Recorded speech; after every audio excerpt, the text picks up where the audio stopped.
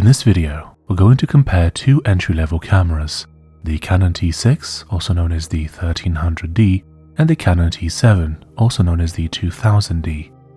We're going to go over what these cameras can do, what they can't do, and which one you should get. First off, let's see how large these cameras are, as portability is important. The Canon T6 measures 129 by 101.3 by 77.6mm, or 5.08 by 3.99 by 3.06 inches, and weighs in at 485 grams or 17.11 ounces. The T7 measures 129 by 101.3 by 77.6mm, or 5.08 by 3.99 by 3.06 inches, and weighs 475 grams or 16.76 ounces. As you can tell, these two cameras not only look very similar, but are also equivalent in size and weight. As DSLRs go, both of these are quite small and portable, which makes them ideal to throw in your bag and go out for a bit of a photo session around your local area. Their diminutive size would also make them quite good for street photography, depending on which lens you end up using, as their small size would draw a lot less attention. Their size also makes them look less expensive, which is great if you don't want to attract the wrong kind of attention. Okay, so next up, let's talk about image quality. Even though your choice of lens massively affects your image quality, some might say even more than the camera body, I can't tell which one you'll use, so we'll discuss purely what the camera can do to affect the images that you capture. So they both have cropped APS-C sensors of the same size, 22.3 by 14.9mm, but with different amounts of pixels. The T6 offers 18 megapixels, while the T7 offers 24.1 megapixels. In theory, more megapixels equals more detail, but that's just only one aspect of image quality. The reality is that between these two cameras, you'd have to zoom in quite a bit or physically print out the photos in a large size to be able to start spotting differences. Right, so let's start with the central units of the cameras, which are the processors. Both of them have the Digic 4 Plus processor, which introduced higher resolution images and is also faster than the previous generation. Okay, what about ISO? So both the T6 and T7 can do 100 to 6400, which is expandable to 12800. There will be times when you've stretched your aperture and shutter speed to the max, but you just need to introduce a bit more light. That's kind of how ISO works. Now, this wouldn't be actual light, but it's basically an artificial brightening of the image, the downside of which is that the higher you go, the more unwanted noise is introduced into the image. Since we were talking about speed a minute ago, what if you want to capture fast-moving subjects? In terms of maximum shutter speed, the camera can do 1/4000th of a second, which is nice. Right. But what if my subject is moving really fast, like in the case of sports or wildlife, and I want to take a few photos quickly in order to make sure I capture the right frame? In that case, you're talking about continuous shooting. Both of these cameras can do 3 frames per second in that mode, so within 1 second they can take 3 photos.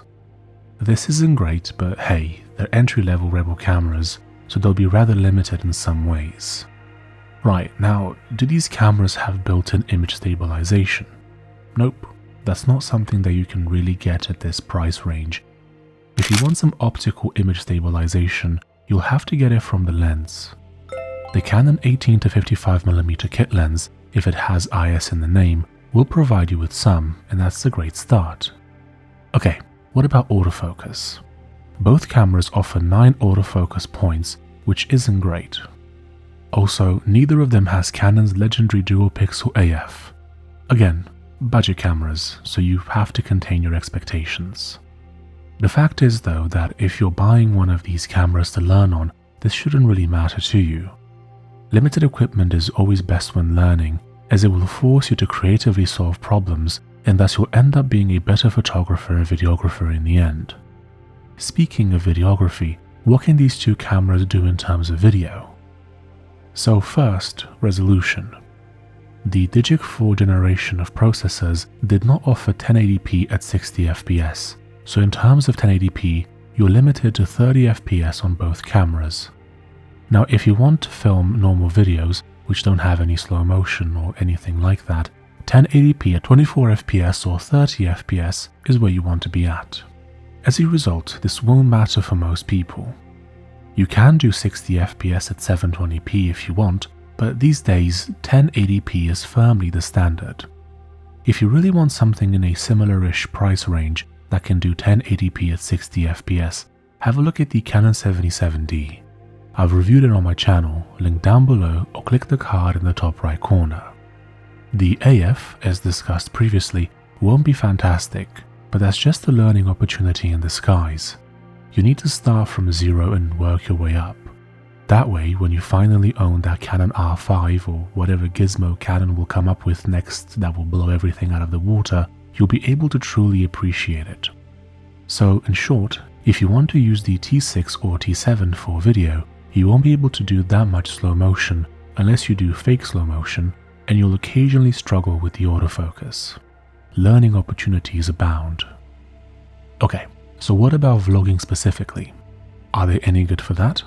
Given the screens on the back of these cameras are fixed, this would not be ideal for filming yourself, no. You still can, and I have indeed vlogged in the past with a camera that did not have a flip screen, but it is significantly more difficult. If you do want to vlog with a DSLR that has a cropped sensor, there is one thing you should be aware of though. A cropped sensor causes the image to be rather zoomed in, so a lot of lenses would not be suitable for vlogging with a camera like this. If you want to keep things budget friendly, have a look at either the Canon 18-55mm kit lens or the Canon 24mm pancake lens. The advantage of the 18-55mm lens is that if it has IS in the name, that means it has built-in image stabilization, so your footage will look a lot less shaky. The 24mm pancake lens does not have IS, so that will give it a far more handheld feel. The advantage that the 24mm lens has is that it is a prime lens, which means that it has a fixed focal length and thus it can produce sharper images. What if you want to start creating content on platforms such as YouTube and you just want to place the camera on a stand? In that case, not having a flip screen wouldn't be as much of a problem. You could just plop the camera on a tripod and start filming. If you were to do this, I'd actually recommend having a look at either the Canon EF 50mm f1.4 or EF 50mm f1.8.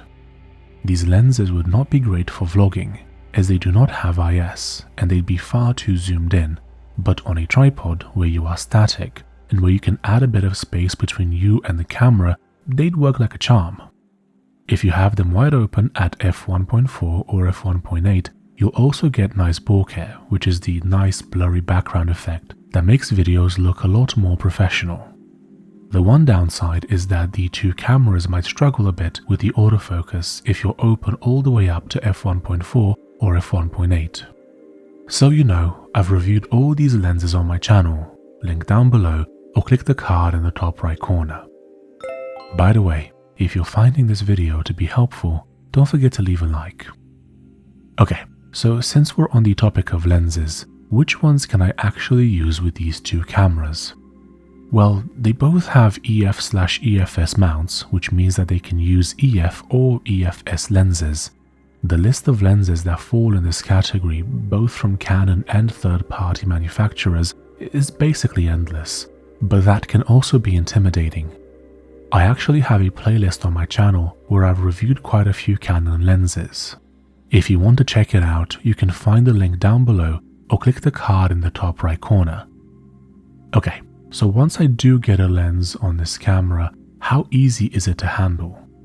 Both of these cameras have the default Canon buttons and knobs on the back, so if you've handled a Canon camera before, you'll pretty much know what to expect. You get the dial on the top, which allows you to physically switch between modes, which is super handy.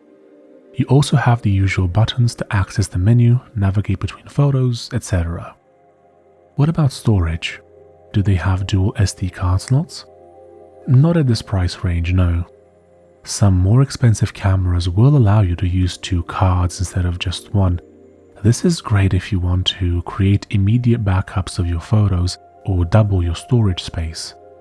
This is incredibly useful for professional photographers as you get backups of everything, and if a card becomes corrupt, you haven't actually lost any data. What about connectivity? Can these cameras connect to Wi-Fi and such? Actually, yes. The T6 has Wi-Fi only, whilst the T7 does both Wi-Fi and NFC. I personally don't use wireless features on cameras as I prefer to take the SD card out or even just connect my camera to my laptop via USB and transfer the photos over that way. I'm sure that this would be a very useful feature for some of you though, which is why I brought it up. Okay, so these devices are rather versatile. How long does the battery last though? Both the T6 and T7 use the Canon LP-E10 battery, which in theory should give you about 500 shots if the battery is new. Since you'll very likely buy your camera second-hand, you'll probably get a bit less than that. If you're going to go on a longer shoot, it's always a good idea to pack at least one extra battery just in case. When it comes to longevity, the main thing to bear in mind is the maximum number of actuations. Given the mechanical nature of cameras and their internal components, there is a certain amount of use which they are rated for. In other words, there is a theoretical maximum number of photos that you can take with them before the shutter, in theory, will fail. In the case of both these cameras, that number is 100,000. This is of course an approximation. The shutter could fail a bit before that or even after 100,000. If you take on average 10 photos a day, it would take you about 27 years to reach that number, and other components of the camera are likely to fail before that anyway. When purchasing the camera, which you're likely going to do second-hand, it's always good to check how many photos it has already taken. Most sellers will display this number on the listing. If it's not listed, you should ask for it, as the number itself will tell you how much use you'll still be able to get out of the camera. In conclusion, which one should you get? As you can tell, these two cameras are very similar. With that in mind, the T7 is about 2 years newer and has a few advantages over the T6. The main one is the fact that the T7 offers 24 megapixels, while the T6 only offers 18 megapixels. The difference won't be that noticeable unless you start zooming in or plan on physically printing your photos. Other than that, they're basically the same camera, just 2 years apart. If you want the extra megapixels, spend a bit extra money and go with the T7. If you know that the 18 megapixels will be more than enough for you, then save the difference and get the T6. I have affiliate links down below for these cameras so you can see how much they cost in your country. If you've already learned a bit about photography and videography and you'd like to graduate to something more mid-range, feel free to have a look at the camera review playlist on my channel. You can find links down below or click the card in the top right corner. I've reviewed all sorts of cameras from the Canon 77D and 7D Mark II to the Canon R and Canon R5. Do you have any questions? Feel free to leave a comment down below and I'll do my best to get back to you. If you'd like to purchase any of the items I've mentioned in this video or see how much they cost in your country, I have a link down below where you can view them. Thank you for listening. Don't forget to leave a like, subscribe and hit that bell, and I'll see you in the next one. Bye bye.